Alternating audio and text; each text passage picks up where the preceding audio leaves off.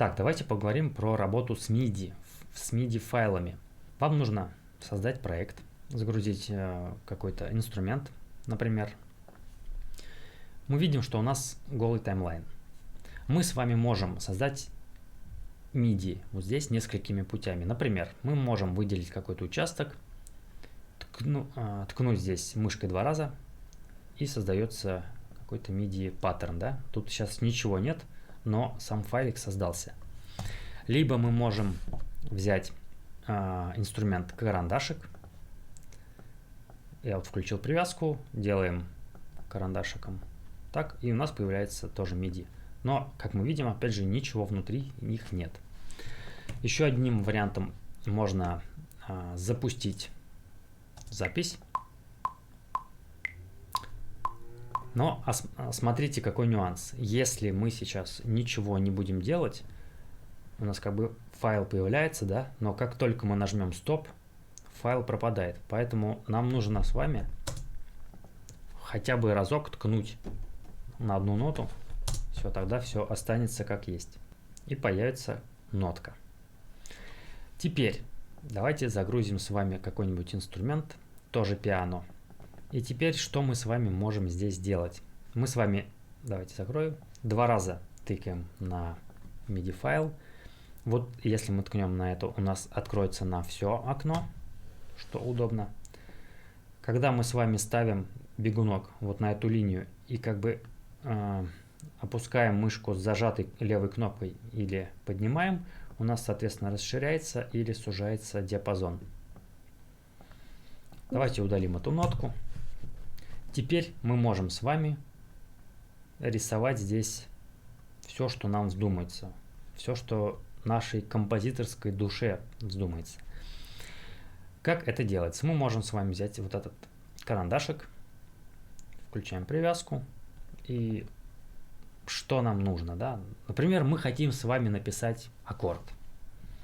Мы с вами можем зажать, например, до минорный, да? Берем до.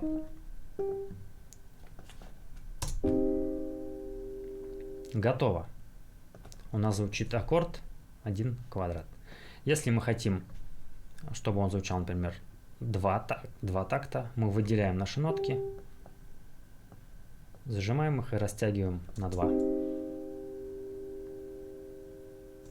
Если мы хотим, чтобы звучало с более сильной атакой, мы выделяем эти нотки, зажимаем Ctrl-Shift и тянем вверх нашу левой кнопкой мыши. Мы слышим, да, что начало пиковать. Выделяем их, делаем мягче. Также можно делать вот здесь. Просто выделять наши MIDI ноты и вручную здесь тыкать. Но я как-то привык уже на автомате зажимать Shift и нужный уровень находить именно с помощью мышки. Если мы сидим такие и не знаем, как зажимается аккорд до минор и вообще любой аккорд, мы с вами можем перейти вот сюда, Chord Editing, и тыкаем вот сюда.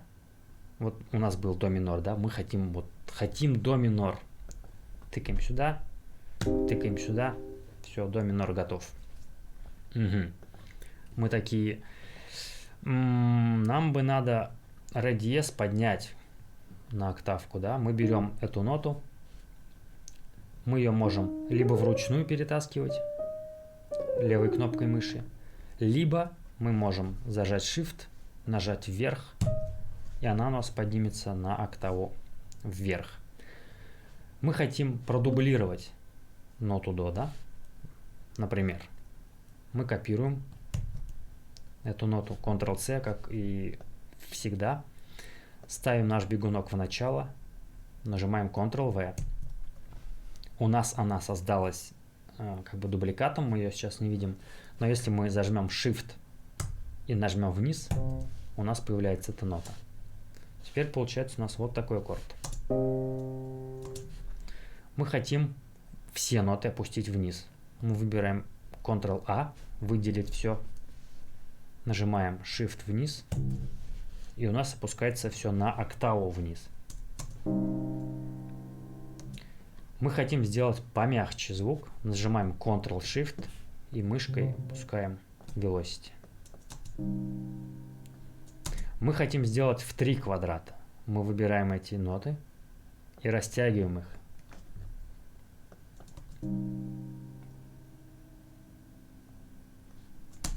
Мы хотим сделать, чтобы с 3-го квадратика начинался другой аккорд. Мы берем ножницы, разрезаем эти нотки.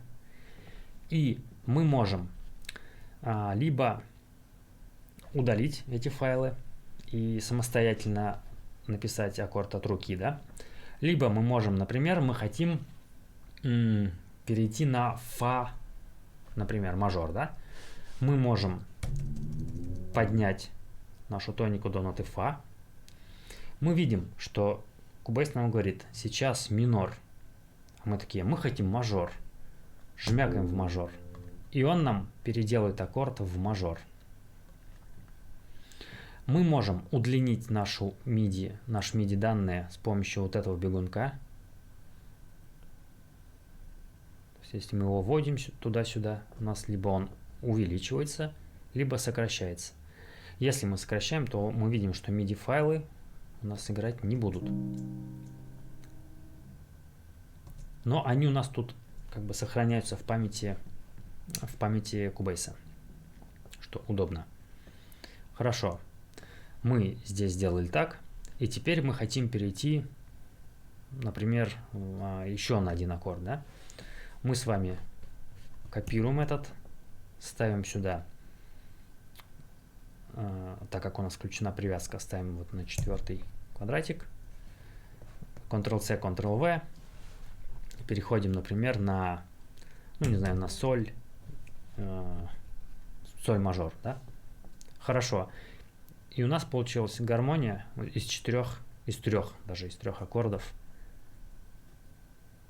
То есть мы, в принципе, даже если не знаем, как строится аккорд, Cubase нам подскажет. Если мы хотим, например, здесь сделать не мажорный, а sus аккорд. Хорошо, мы ставим здесь sus 4. Мы такие, так, на sus 4, но было бы здорово, чтобы он вернулся у нас на мажор, да? Но здесь как бы уже должен начинаться снова новый квадрат. Мы с вами берем, ставим вот здесь 1/2, берем ножницы, разрезаем наш аккорд, берем стрелочку, ставим мажор, и у нас получается такой классический ход.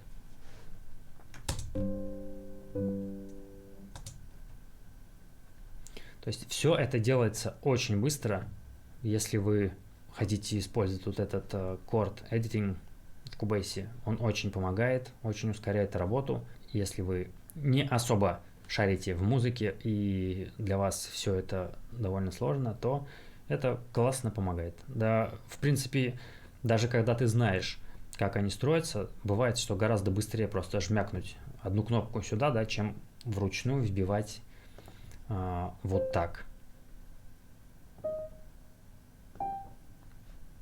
Потом так. Или можно сделать просто. Готово. Ну и растянуть потом. Вот, это что касается такой простенькой работе и корректировки MIDI данных. Еще не рассказал один момент. Если мы хотим написать какую-то мелодию, у нас, например, не включена привязка, да? И мы начали с вами писать свою лучшую мелодию в жизни.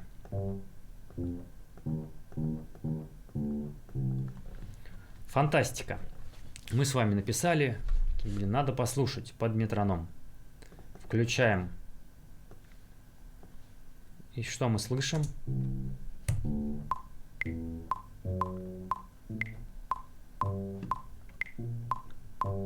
Мы слышим полную дичь.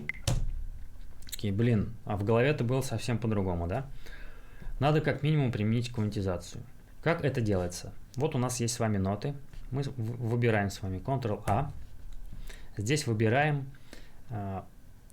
значение разбиение сетки, да, к какому значению будет у нас привязываться наши ноты.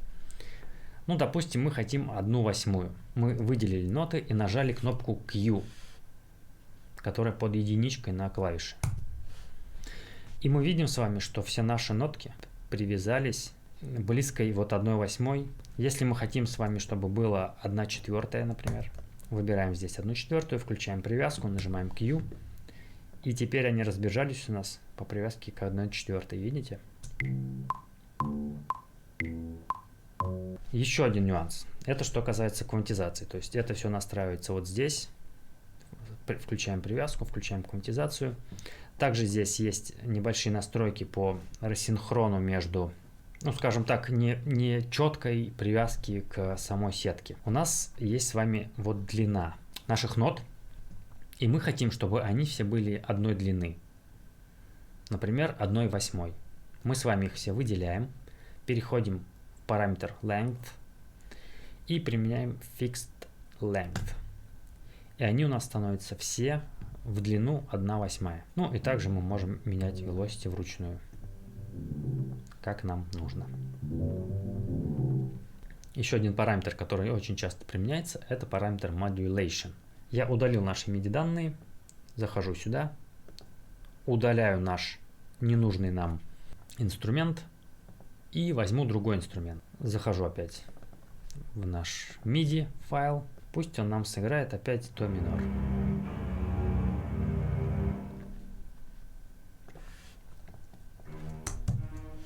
Аккорд до минор.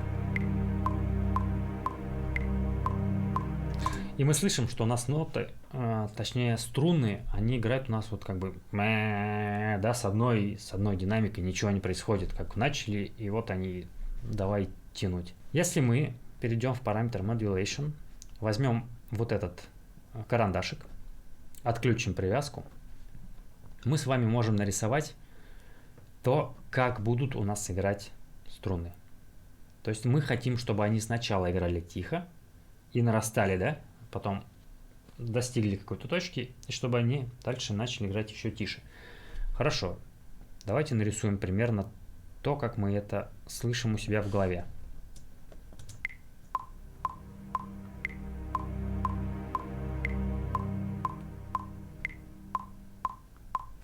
Вуаля, готово. Так, а если мы хотим, чтобы у нас было 2 аккорда, мы делаем так, выделяем наши MIDI данные, берем привязку, разрезаем наши данные. Теперь у нас с вами до минор. Давайте опустимся с вами на, во-первых, сделаем мажор и, например, сделаем вот так. Но мы хотим, чтобы у нас была немножко другая динамика. Мы с вами удаляем эти данные, берем снова квадрат, отпускаем привязку, рисуем заново наши холмики. К примеру, да? И как у нас это изменится.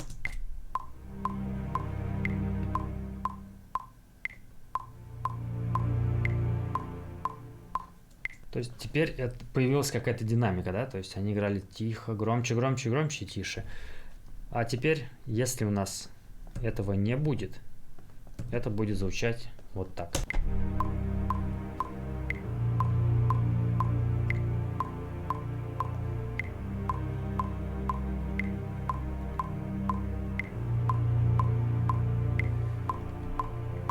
Это тоже звучит хорошо, это тоже уместно. Эти библиотеки делали очень крутые люди, то есть все звучит фантастически здорово. Что касается работы с MIDI. Ну, если что-то будет непонятно, забыли, то посмотрим, я думаю, уже ближе к практике. Да?